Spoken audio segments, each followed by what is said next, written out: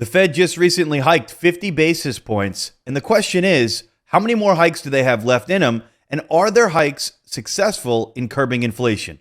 We're going to inspect all that and more. Make sure to like and subscribe below. Let's jump right into it.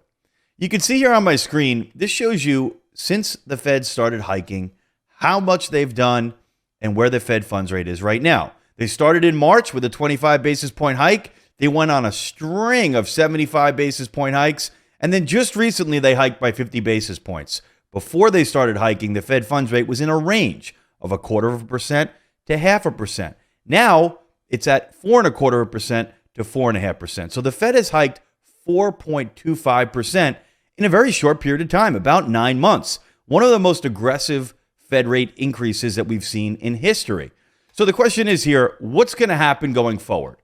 Well, I can tell you first off what the Fed futures believes. This is the futures market that tries to handicap where people think it's going. And they have estimated 2 more hikes, a 25 basis point hike at the next meeting in February and a 25 basis point hike at the next meeting after that in March. Now, this is then estimated to have an 8-month pause, meaning they're going to leave it at a range of 4.75% to, let's call it 5%, pause for 8 months, and then start cutting in November of 2023. And you can see that the expectations are once they start cutting for it to go down to about 3% by January of 2025. Now, listen, this is the estimates out there. In my opinion, I think we definitely will see a 25 basis point hike at the next meeting, which is going to be February 1st. The reason why? Powell telegraphed this. He certainly said that we don't need to go as fast as we have been. In the beginning, it was important to have speed. But now we can start to address the market and slow things down and see how things unfold. They just did 50. This means they're going to take a step down at the February meeting. They're going to do 25 basis points, in my opinion, and then they're going to wait and see. I'm not so sure that they even get another hike in March. Of course, you have Fed members talking tough, saying we want to get this thing above 5%, be restrictive, and then leave it there for a while. I do think once they hike in February, they are going to leave it at that elevated level of around 5%.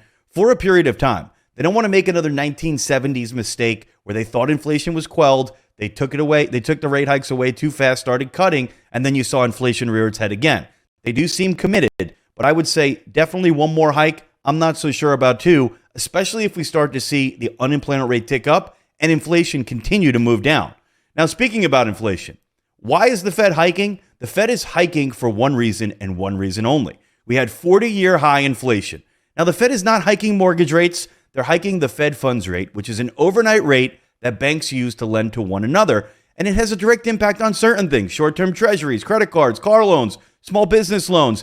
It cramps down on the economy by making these things more expensive, and people spend less, and it slows things down and brings inflation under control. So to answer the question, has this helped inflation?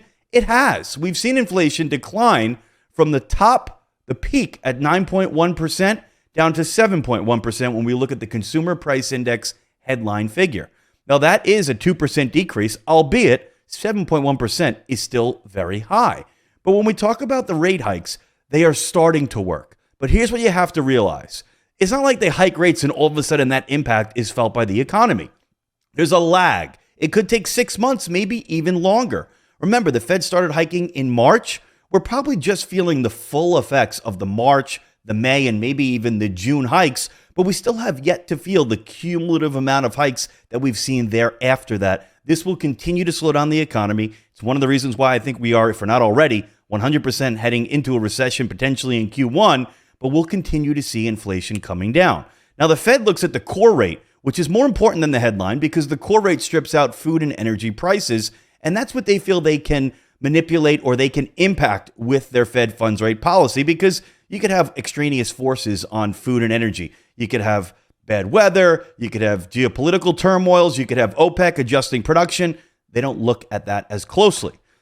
But when we look a little bit deeper at the inflation reports, you could see that every segment, when we're looking at used cars, apparel, medical care, new cars, food, gas, you name it, they are all starting to come down. And that's why we've seen the overall inflation figures come down. However, the one area that is really sticky is shelter. You'll notice that shelter has continued to go up. Even as these other ones went down, shelter increased from October to November by 0.2%. Why is this happening? Especially when you look at the real market. If you look at home prices, the best measure for that is Case-Shiller. You could see that at the peak, they were up almost 21% on a year-over-year basis, and this was in the beginning of this year. Well, take a look now. While home prices are still up on a year-over-year basis, that's a big deceleration of almost 50%. They're now only up 10.6% on a year-over-year basis. That should be factored into the numbers, but it's not yet. It's not adding to deflation just yet, and I'm going to show you why. Now, how about rental costs? Rental costs at the peak around the beginning of this year, they were up 18% on a year-over-year basis. But you see right now, they're only up 4.6%. Boy, that's like a quarter of what it was. So this, again, should be adding to deflation, but it's not yet. You can see CPI is still rising. But here's what I anticipate to happen. I anticipate this in the first quarter to start coming down and start adding deflationary pressure like the rest of the components. When this actually occurs, you are going to see inflation come down by even bigger clips and have the Fed be a lot happier about this and also potentially have this weigh in on their decision-making of additional hikes. When we look at shelter costs, it's almost like a roller coaster. You ever go on a roller coaster in the beginning, you go up a hill, click, click, click, click, click, click, click. At one point where you reach the peak in the middle of the cart, the front of the cart is going down, but the back of the cart is actually still on its way up, and there's an inflection point. Well, this is like shelter costs in the CPI, and shelter costs are so so important because they make up 39% of core inflation. And you can see shelter costs still on the way up. Real shelter costs in the going market on their way down. Where do I think the inflection point is? I think it's the first quarter. I think you can see January, February at the earliest start to see that add deflationary pressure and really start to see inflation as well as mortgage rates come down.